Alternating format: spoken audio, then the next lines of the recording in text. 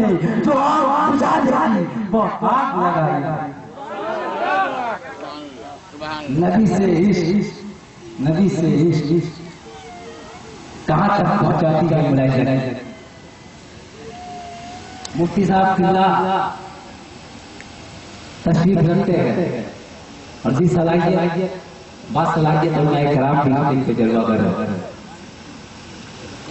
نبی کریم نے محبت کا صلہ، محبت آپ کرو گے رسول پاک سے، رسول پاک کرتے ہیں آپ سے۔ بولو پورا مجمع ہم کرتے ہیں پیار رسول پاک سے، ہمارے پیار کا لمٹ بچہ بچہ جانا، انتہا بچہ بچہ جانتا۔ قسم خدا کی میرا رسول اپنی امت سے جو پیار کرتا ہے وہ تو پیغمبر بھی نہیں جانتے، رب جانتا ہے، رب کا محبوب جانتا ہے۔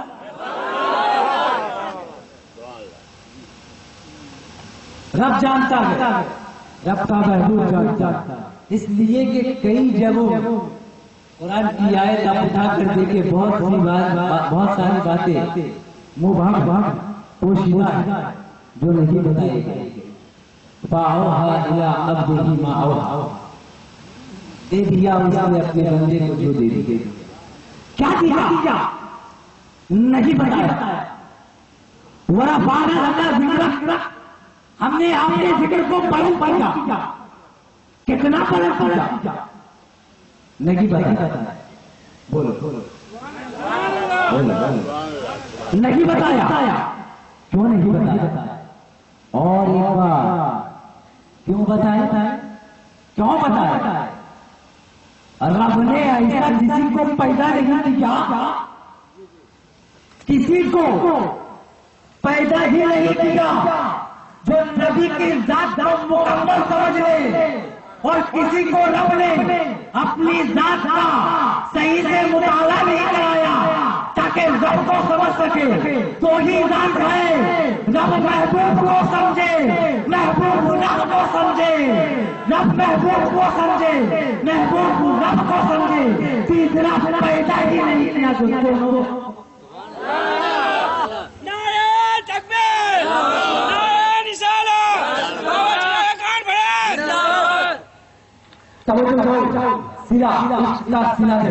ابو بکر صدیق کو نبی کریم بلاتے ہیں، اے میرے غلام، اے میرے ابو بکر صدیق، اے میرے رفیق، اے میرے دوست، اے میرے ہمسفر، ادھر آئیے۔ ابو بکر صدیق جاتے ہیں، معذب کھڑے ہو جاتے ہیں، سرکار فرمایا جائے، ادب پیدائیے میں کھڑے ہیں، سرکار ایک انگوٹھی دیتے ہیں اور کہتے ہیں میرے دوست، میرے رفیق ابو بکر صدیق جائیے، اس میں اللہ کا نام نصب کرا کر لائیے، اللہ کا نام لکھوا کر لائیے۔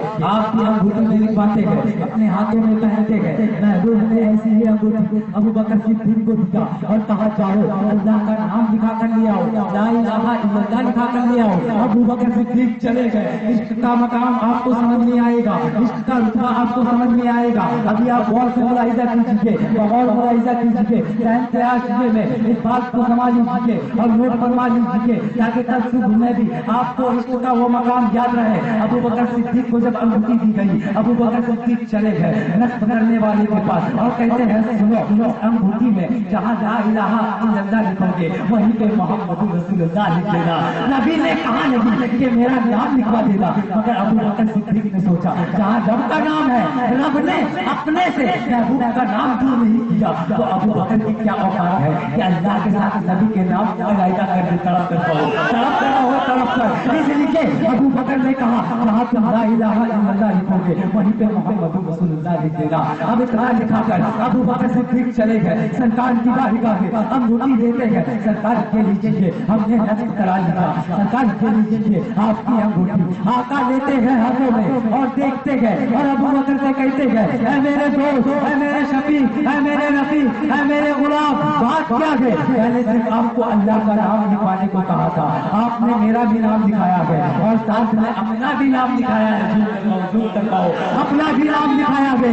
اب اشتبار ابو بکر صدیق رونے لگے، تپسنے لگے، آقا ہم نے اتنی بڑی غلطی نہیں کی مولا، میرے داتا، میرے ماما، میرے منجا، ہم نے رب کا نام لکھایا ہے، رب کے ساتھ آپ کا نام لکھایا ہے، مگر میرے آقا میں نے اپنا نام نہیں لکھایا، آقا ایسی غلطی میں نے نہیں کی ہے۔ جبریل امین سرکار کی بارگاہ میں آتے گئے اور سرکار کو کہتے گئے آقا رب کو یہ عذاب پسند آ گئی ہے، جہاں رب کا نام ہو وہیں محبت کا نام ہو۔ ابو بکر صدیق کی اس عذاب کو رب نے پسند کیا ہے تو رب نے اعلان کیا جہاں میرا نام ہو، محبوب کا نام ہو، جب جدا لگی تو آج سے جہاں محبوب کا نام ہوگا وہی ابو بکر صدیق ہے۔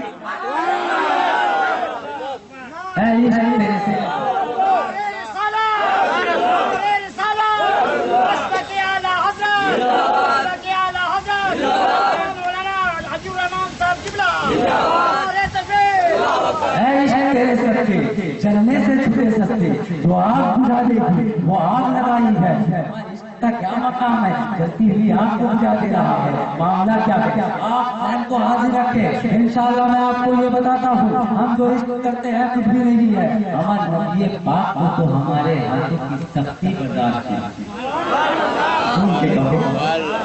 صحابی آتے ہیں رسول کریم کی بارگاہ میں، یا رسول اللہ مصافحہ کیا، سرکار نے دیکھا ہاتھ بڑا سخت ہے، بولو سرکار نے دیکھا ہاتھ بڑا سخت ہے، کہا میرے صحابی کیا کام کرتے ہو، کیا کام کرتے ہو؟ کہا سرکار بچوں کی پرورش کے لیے لکڑی کاٹتا، بچوں کی پرورش کے لیے لکڑی کاٹتا۔ آپ مجمع میں 3 لوگوں کے ہاتھوں کو چومیں،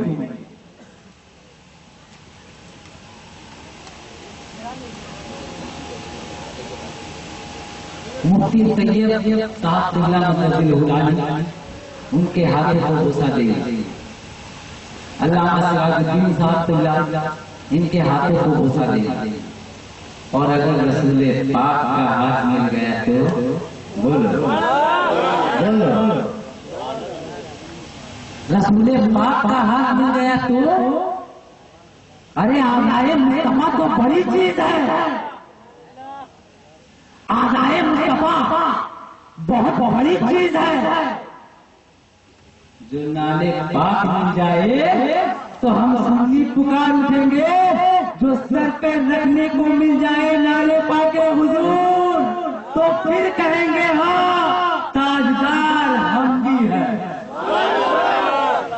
تو پھر کہیں گے ہاں تاجدار ہم بھی ہے۔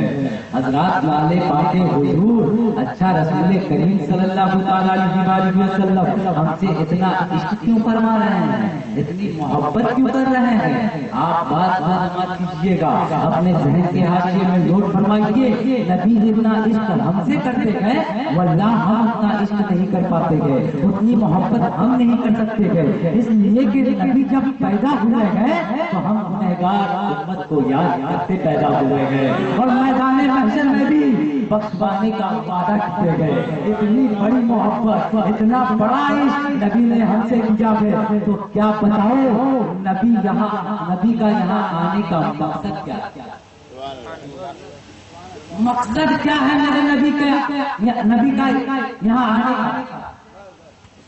ہماری زندگی ہمارے نبی کی زندگی معجزانہ زندگی، معجزانہ زندگی ہے، عالم کی زندگی، نقیب کی زندگی، خطیب کی زندگی، ادیب کی زندگی، مگر قسم خدا کی میرے نبی کی زندگی کا نمونہ ہے، زندگی کا نمونہ ہے میرے نبی کی زندگی، معجزانہ زندگی، میرے نبی کا انفرادی شان و شوکت سے حضرت آمنہ کے گھر میں آنا نبی کی زندگی کا معجزہ۔ پورا مجمع دھیان لگا کر غور سے سنیں، میرے نبی کا آمنہ کے گھر میں جلوہ باغ ہونا یہ نبی کی زندگی کا معجزہ. حضرت حلیمہ کی بے جان گھٹنی پہ بیٹھتے ہی جان آ جائے یہ میرے نبی کی زندگی کا معجزہ. میرے نبی کا قدم مبارک حلیمہ کے گھر میں پڑتے ہی بدحالی کا دور ہو جانا، خوشحالی کا آ جانا میرے نبی کی زندگی کا معجزہ. صحابی کے لیے اندھیری رات میں لکڑی کو ایمرجنسی لائٹ بنا دینا نبی کی زندگی کا معجزہ. نبی کی زندگی کا معجزہ. اور جگ میں لکڑی کو چھو کر تلوار بنا دینا نبی کے زندگی کا معجزہ. گہوارے میں انگلیوں کے اشاروں سے چاند کو گھمانا میرے نبی کے زندگی کا معجزہ. حضرت علی کے قضا نماز کے نیچے مقام صفا میں ڈوبے ہوئے سورج کو پلٹا دینا نبی کے زندگی کا معجزہ. چاند کو کفار مکہ کے مطابق دو ٹکڑے فرما دینا میرے نبی کی زندگی کا معجزہ. یہ جتنا بھی بڑا معجزہ ہو جائے، جتنا بھی بڑا معجزہ ہو جائے عزیز آپ کے سامنے ایک پیغام دے رہا ہے. اس سے بھی بڑا اور سب سے بڑا معجزہ ہے. نبی نے چاند کو دو ٹکڑے کیا معجزہ ہے. ڈوبے ہوئے سورج کو نکالا معجزہ ہے. لکڑی کو ایمرجنسی لائٹ بنا دیا معجزہ ہے. لکڑی کو اوزار بنا دیا معجزہ ہے. یہ جتنا ہی بڑا معجزہ ہے یہ اپنی جگہ ہے، مگر اس سے بھی بڑا معجزہ یہ ہے میرے مصطفیٰ نے پتھر کے انسانوں کو لوگ بنا دیا ہے، کافروں کو مسلمان. آپ کہیں گے یہ اتنا بڑا معجزہ کیوں؟ میں بتاتا ہوں. ہر انسان کی شان کا اندازہ اس کے میدان میں لگا. آپ کی شان کیا ہے آپ کے میدان میں دیکھیں. آپ کی قوت کیا ہے میدان میں آؤ. آپ کے اندر طاقت کیا ہے میدان میں آؤ. آپ کتنا چمکا رکھتے ہو میدان میں آؤ. تو اس کا اندازہ نبی کی شان کا اندازہ اور یہ اتنا بڑا معجزہ کیوں ہے میں بتا رہا ہوں. ہمارے زندگی کا مقصد کیا ہے بولو. قرآن فرماتا ہے وما خلقت الجن والانس الا ليعبدون. میں نے جن اور انسان کو نہیں پیدا کیا مگر عبادت.